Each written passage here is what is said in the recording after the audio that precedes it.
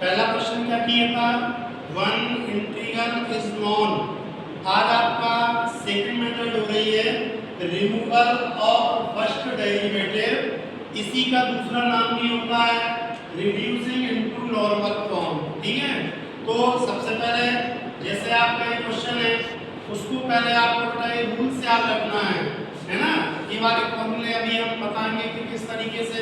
तो सबसे पहले हमारा क्वेश्चन है, इस क्वेश्चन को हम कन्वर्ट टू स्टैंडर्ड फॉर्म, इसको हमने स्टैंडर्ड फॉर्म में कन्वर्ट किया। तो यहाँ पर कौन सा नंबर था, एक्स स्क्वायर, तो एक्स स्क्वायर से सभी में हमने डिवाइड कर दिया क्योंकि D square by upon D x square का कोफिशिएंट 1 होना चाहिए। अब हमने स्टैंडर्ड फॉर्म से कंपेयर किया तो ये p की वैल्यू, ये q की वैल्यू और ये r की वैल्यू। अब हमने इसको सॉल्व किया तो p की वैल्यू आ गई, ये q की वैल्यू आ गई और आपकी r की वैल्यू हो गई 0। अब उसमें क्या करता, एक इंटीग्रेशन आपका दिया रहता था, इस वाले में हम u फाइंड करेंगे। तो u फाइंड करने का एक फॉर्मूला है e की पावर -1/2 इंटीग्रेशन p dx।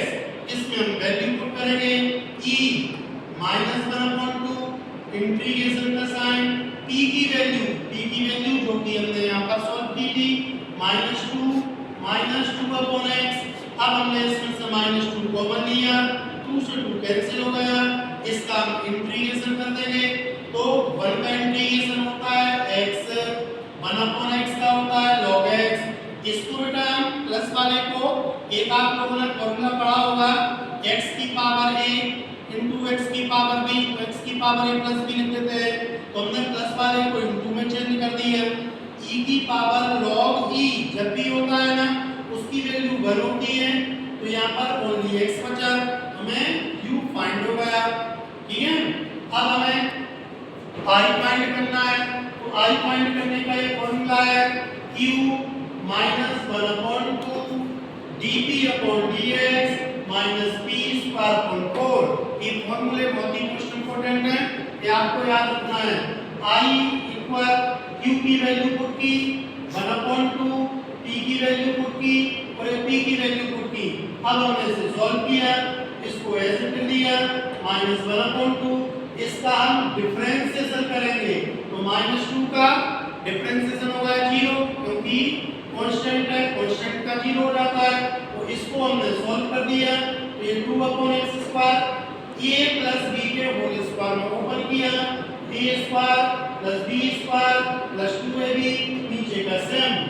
ये हमने सॉल्व कर रहा है, इसमें से -4 कॉमन ले दिया, यहाँ पर बचा 1/x², 2/x, 4 से 4 कैंसिल, ये हमारे बचे। इनको हमने देखा एक प्लस एक माइनस के नंबर कैंसिल कर देंगे, तो i की वैल्यू आपकी 0 आ गई। अब आपका बेटा याद रखना, ये जो फॉर्मूला आपको याद रखना है d²b/dx² + ib = s।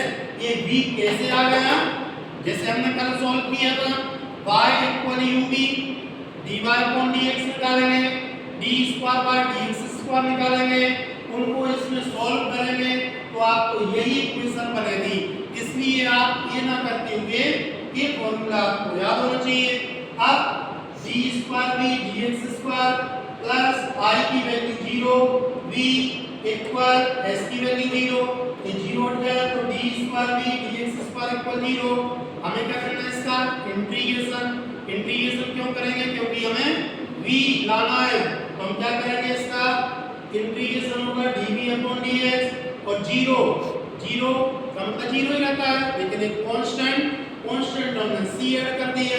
अगेन दोबारा से करेंगे इंटीग्रेशन, तो dv/dx का v हो गया, ये c कांस्टेंट था तो यहाँ पर 1 रहता है, 1 का इंटीग्रेशन क्या होगा x, फिर हमने अगेन एक और कांस्टेंट ऐड कर दिया c1, ये v की वैल्यू आ गई।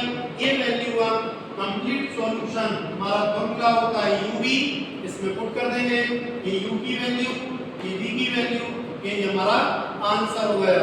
आज हमने दूसरी मेथड कौन सी थी, रिड्यूसिंग इनटू नॉर्मल फॉर्म, इस नाम से भी आता है या ऐसा भी आता है रिमूवल ऑफ फर्स्ट डेरिवेटिव।